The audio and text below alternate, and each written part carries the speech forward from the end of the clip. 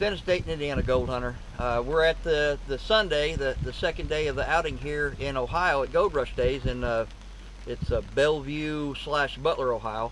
I run into a guy with a contraption. It's Rob Woodhouse. Is that right? It's a Rob Yep. Woodhouse, and really cool because everybody knows when I first started on YouTube, I basically started doing reviews on stuff, and everything has always just been my opinion. It doesn't mean it's actually, well, there's been a couple things that I didn't like, but people actually made good changes to it. But he came up with a new concept, and I thought it was really cool, and I wouldn't put this on here if I didn't approve of it. I got to watch it in action. It's called the Goldsnare. I'm going to let him do all the explaining, just to kind of show you. I want to skim down here, and I'm going to show you what some of the gold he's going to be using on his piece of equipment. And this is on my GoPro camera, so when we get ready to do it, after I introduce you to Rob, I'm going to be putting it in my waterproof housing. So I know the volume on it, or the sound on it, gets a little muffled because I want to get it underwater, and I want to show you guys some underwater action, front and back of it. I can tell you right now, I highly recommend this product. It's a great prospecting tool. Like I said, I wouldn't put something on here that I didn't personally recommend. I mean, that doesn't mean someone's not going to like it, but you're always going to have that. But I'm telling you, this is a really good product. So from here, I'm going to take over the camera. I'm going to let Rob take over, and I'm going to let him do the talking. Great. Thank you, Dennis. Great introduction. So we have a mini handheld gold dredge, and it's just something to go out and help you prospect, help you to clean bedrock, work cracks. You can also process material like you would a power sluice, but you have it in the palm of your hands. This is a product that I've developed over the past 4 years, and I wanted something that wasn't a manual dredge, and that I could just work cracks and clean bedrock, and a little bit easier on the body when in use. So I was working on how to build a suction device to be able to suck the material up. And once I got that built, I decided, well, why should I have to take that and run it through a stream sluice? It's often hard to find a spot to set up a stream sluice properly in the river. So I figured, well, maybe I should just work on building a sluice box that could work with the suction end of it and capture the gold. And that began a long process of trial and error, and I've learned 50-60 different ways of how to build and fail over the past 4 years, and building a device that will work. And what I finally ended up coming up with is a device that is a sluice and a fluid bed built into one. We use some of the energy that we have from the suction and the jet to drive some action in some baffles, and it creates a fluid bed action, helps move the larger material through while still moving it through at a slow pace of speed enough to get the fine gold. So we get excellent recovery rates from it, and it's a nice little handy tool to bring out and work in a stream and a river, and have something lightweight, 12 volts, very quiet. You don't have to listen to an engine all day. So we'll do a little quick demonstration of it. When you go out and you want to prospect, you want to go right into the river and start working. Say if you have a crack or some bedrock, you're usually always going to have a certain amount of what we call overburden, the other gravels that sit on top. If it's a wide crack, you're going to have a certain amount of that gravel that is in that crack, and it's only a 1-inch dredge, so it's not going to move a lot of material quickly. So when you go in, it's best to take a little hand scoop or a shovel, and just like you normally would process material and classify material before running it through a stream sluice, we would do that using a 1/2-inch classifier, and right into a bucket or right into a pan, move as much of that material as we can, as fast as we can, and then just use the dredge, kind of like a power sluice. We're going to use it in our hands, and we're going to suck the material out of that pan or out of that bucket. And that's what we're going to do right here for a second. We've got our gold in our pan, the bottom of the pan.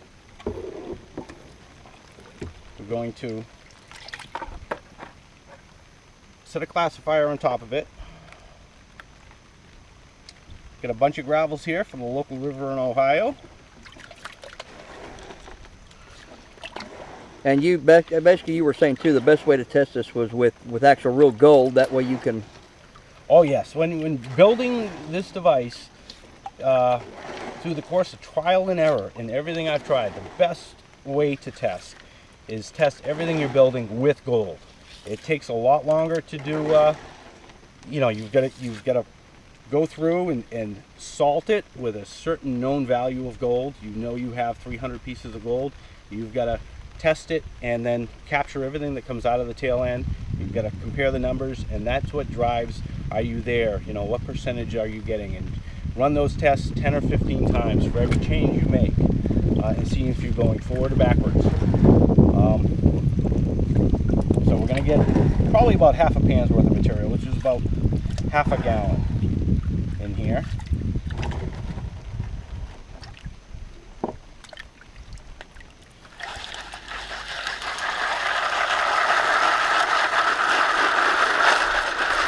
And this just allows you, because it's only a 1-inch nozzle, it allows you to move a lot more material faster without having to pull away those rocks individually.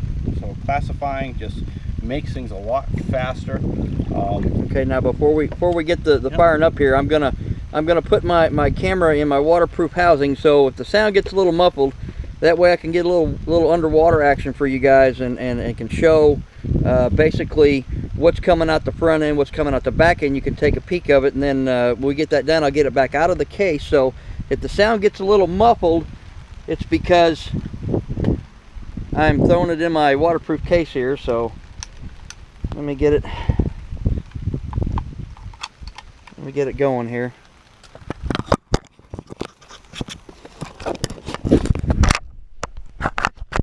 And it's drizzling right now anyway, so I've been holding my hat over this so it doesn't get wet. So we're gonna, the tailings pile's there, the front's there. So whenever you wanna fire this.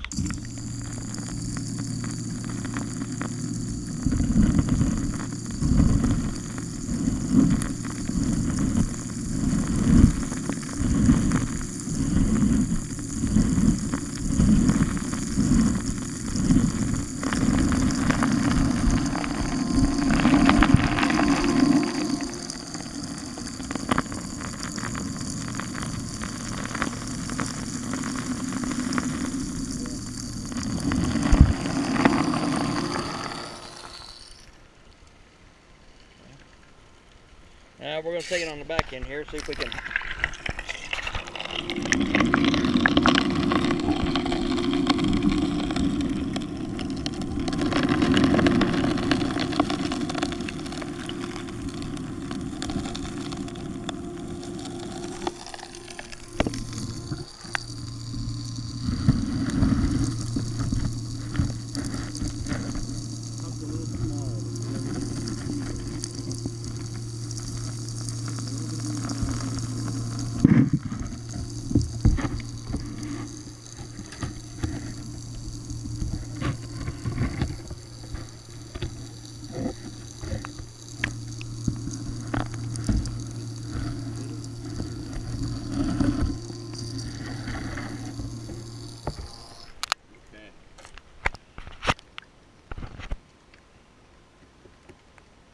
I see a piece of gold at the bottom of that pan. That's not good.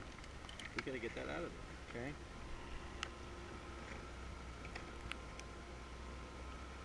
There we go. Okay. Now we're gonna let that run just for about an extra 10 seconds or so, just so it has time to process that last bit of material that went through it. And we'll shut down the unit. Let me get this. I'm gonna pop this back out of the case so you guys can hear me a little better, and we can hopefully rain won't pick up enough where I have to put it back in my waterproof case.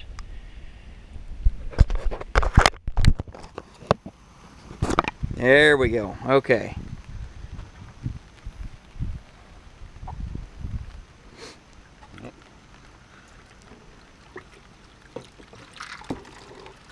So now we're going to do a clean out.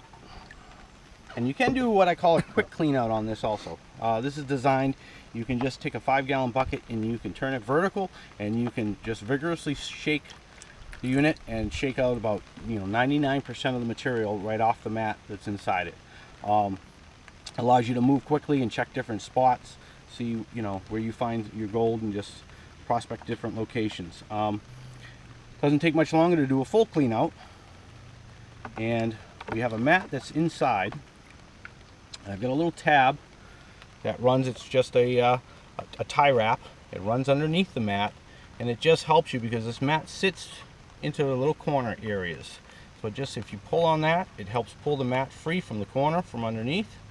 And we grasp the mat and we give it a little slight twist to get from the outside the other corner. It sits underneath, and then we can pull our mat out.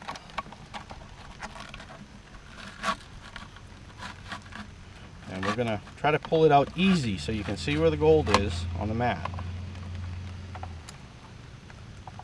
Oh yeah, I can see it. Okay. So you notice there's not a lot of other material on here. Not a lot of concentrates. We're going to end up with about a quarter cup of concentrates. It's an active mat. It does exchange. Little drop riffles in there help with the larger gold and also collect some of the small gold, and then the little fingers help keep the small gold in there, keep them from being scoured out.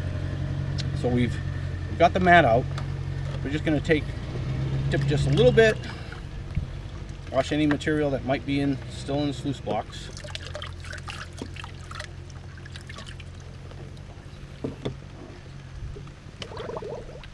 And that's it. We'll take our mat, flip it over. A quick turn of it helps open up those fingers and release material. Nice and easy, very easy nice to and clean. clean. Yeah. Yeah, Now, if you can see right here, this is basically, this was the material that come out of it. All that material, and it kind of reminds you of running your material through the it kind of like the gold cube. When you got buckets and buckets of material, and it basically you just got down to a quarter of a cup of material. That's I like that. That's really cool. Yeah. Anyway. We've got most of the material. I usually will do this in the second pan, but my second pan's holding the other material at the moment. So we're going to just go nice and easy. And we're going to walk the lights out.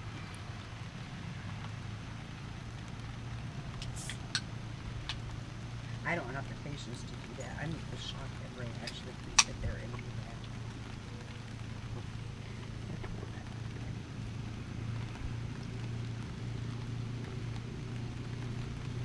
Okay, we've got most of our lights out,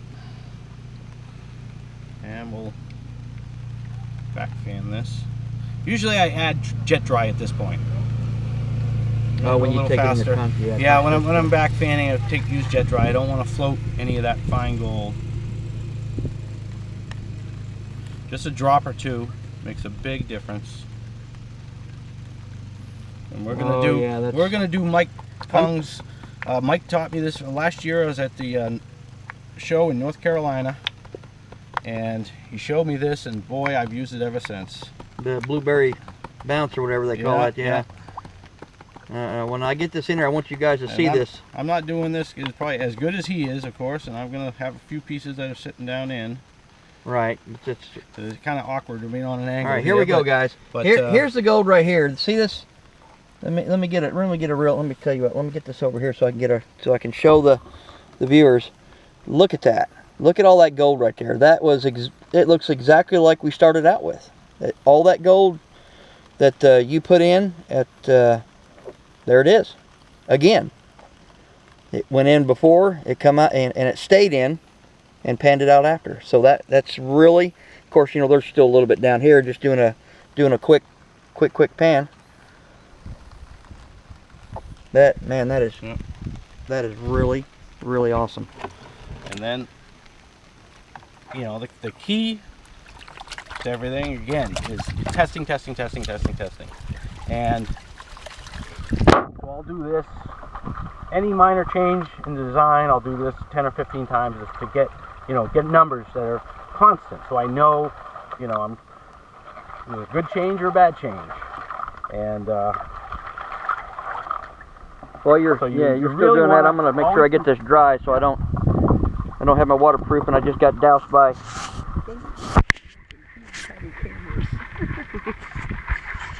GoPro. All right, there we go. Yeah, I got the GoPro in the waterproof case, but so we're gonna pan through this.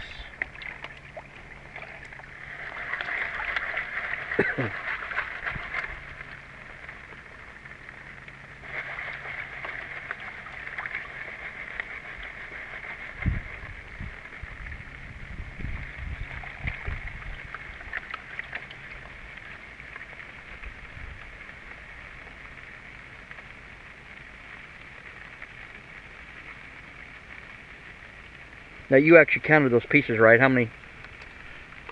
Or Yeah, did you count those, or was it? Yep. Out of that bag, we ran your bag of concentrates. We had like 225 pieces. Okay. This is the same gold from that bag. And that was that good Indiana gold too. So just to let everybody, let all the viewers know, Yeah. he got to run from Maine. You're from Maine, right? Yep. Farmington, Maine. So if you want to know where the accent comes from, unless you're from Maine, then you don't recognize an accent at all. You probably recognize mine. So now we've got the last bit of black sand. I'm going to slowly just fan that away.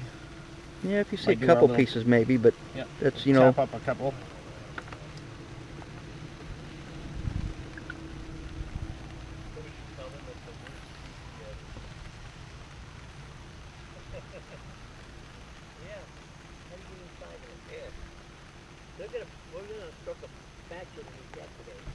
you got about 5 or 6, 7 pieces in there. You're going to have a little bit of a loss. That's Yeah. that's just